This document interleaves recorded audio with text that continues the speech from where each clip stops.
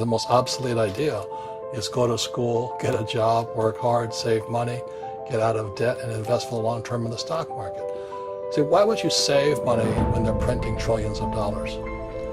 The gap between the 1% and 99% is massive. You see, it's not just money, but you have to step back and look at the bigger picture. So what do you do? In every one of us is a poor person. There's still a poor person inside me. There's also a middle class person, and the middle class person wants security. They want that steady paycheck. And there's a rich person. And they're all inside of us, except that it's not taught.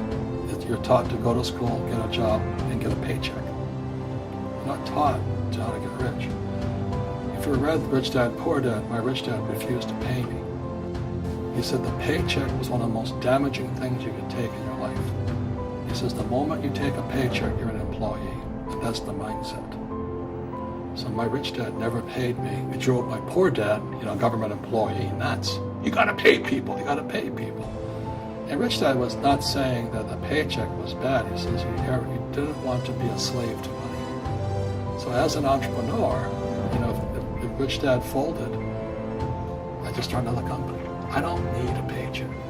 I don't need anybody to take care of me.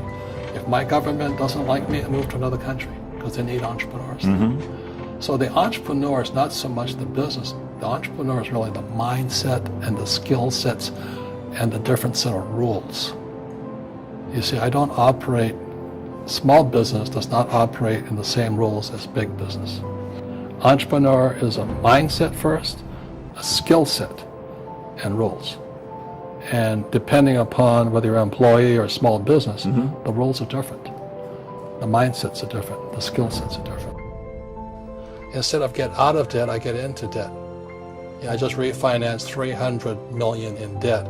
I went from 5% to 2.5% interest. I made a fortune. Every month, more money comes in because my cost of money has gone down. So while some financial experts are saying get out of debt, I'm saying learn how to use debt.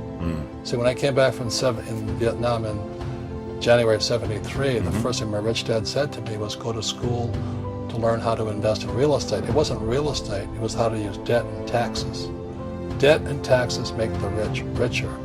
Debt and taxes make the poor and middle class poor. So all the rich guys who are doctors or lawyers or, those guys, they're getting creamed. They don't know why. Doctors are getting creamed. Oh yeah, they're making more money, but the take home is less. Sure. My doctor just yelled at me. He's happy. He says, "Oh, guess what? I finally made $1 million." And I said, "Yeah, this was just 3 weeks ago." And so I said, "Yeah, well, how much you pay in tax?"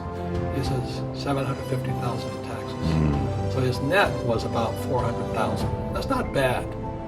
But when I make $1 million, I keep $1 million. And the reason is because I don't make it by working for money. See, if you work for money, you're taxed. So that's why lesson number 1 in Rich Dad, Poor Dad is the rich don't work for money. What we do instead is we create businesses as entrepreneurs. We acquire real estate. I don't invest in the stock market. Okay? So the reason is because as entrepreneurs, I have more control over my income, how much I make, and how much I pay in taxes. And because I'm an entrepreneur as well as an investor mm-hmm. in real estate, I pay zero tax. So every time I make, let's say, $1 million as an entrepreneur, mm-hmm. I immediately invested in real estate. I have a 4-to-1 step up. So I put $1 million in real estate. I get $4 million from the bank. That's why I love banks. But the banks are screwing everybody else. Terrible, but it's good for me. That's why you say when you print, it's good for you, but when you print, it's bad for people that work for money. Because when you print, savers get creamed and people who work for money get creamed. When they print, debtors get rich. You see, debt and taxes make the rich richer, and debt and taxes make the poor middle class poorer. So when we have obsolete ideas, we get obsolete results. So what's happening for most people, the idea of going to school, mm-hmm. getting a job, working hard, saving money, getting out of debt, buying your house because it's an asset, investing for the long term, is obsolete. The world has changed. The world changed in 1971 when President Nixon took us off the gold standard and money became debt. Today, the banks are charging you interest to save money. In other words, the banks don't want your money because they've printed too much of it. And that's why there's this bubbles in stocks and bubbles in real estate and all this. People are dumping the cash. Because as I said in here, savers are losers and cash is trash. And yet people, well, I want a high-paying job. Well, that's an obsolete idea. Get out of debt is an obsolete idea. You should learn how to get into debt, how to use debt to get rich, and they'll never teach you about taxes. The reason the 1% is way up here and the 99% are going this way is because when you print money, two things happen: inflation and taxes. It's going to crush you. And any entrepreneur thinks, I'm just going to make money, I'm going to start a business and make a lot of money, because as we talk about, they really have got to smell the roses, man. You know, that's not what the real entrepreneurs are doing. Most entrepreneurs, there's 28 million small business owners in America. 24 million are what are one-person entrepreneurs. They're called non-employee entrepreneurs. So and that's what happens is when people don't really understand what an entrepreneur does. So most people are self-employed, but they're not really entrepreneurs. The self-employed pay the highest taxes of all, and nobody tells them that. Yeah, it's also called the entrepreneurial spirit.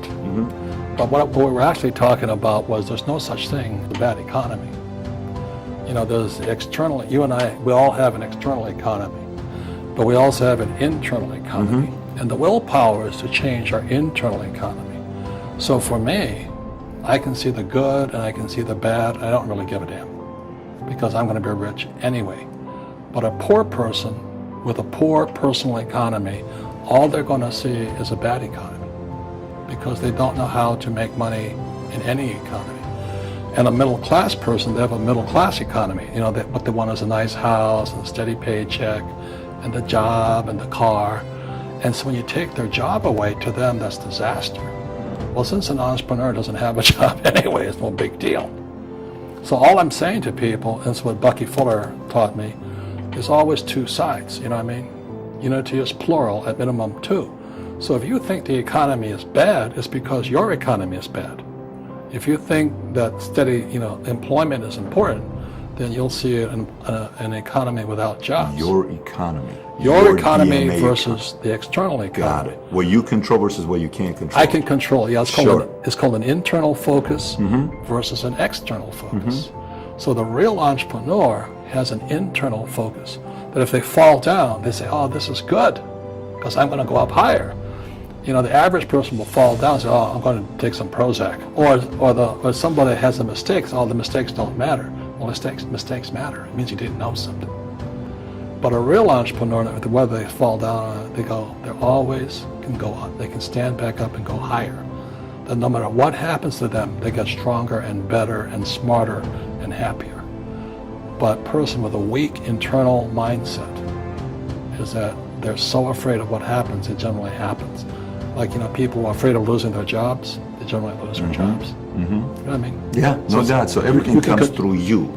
Yeah, so the entrepreneur first job is to control inside here, not outside there. And that's why my rich dad never gave me a paycheck. He says, the moment you take that paycheck, you're an employee. You've got to be stronger than that. It's about inside control.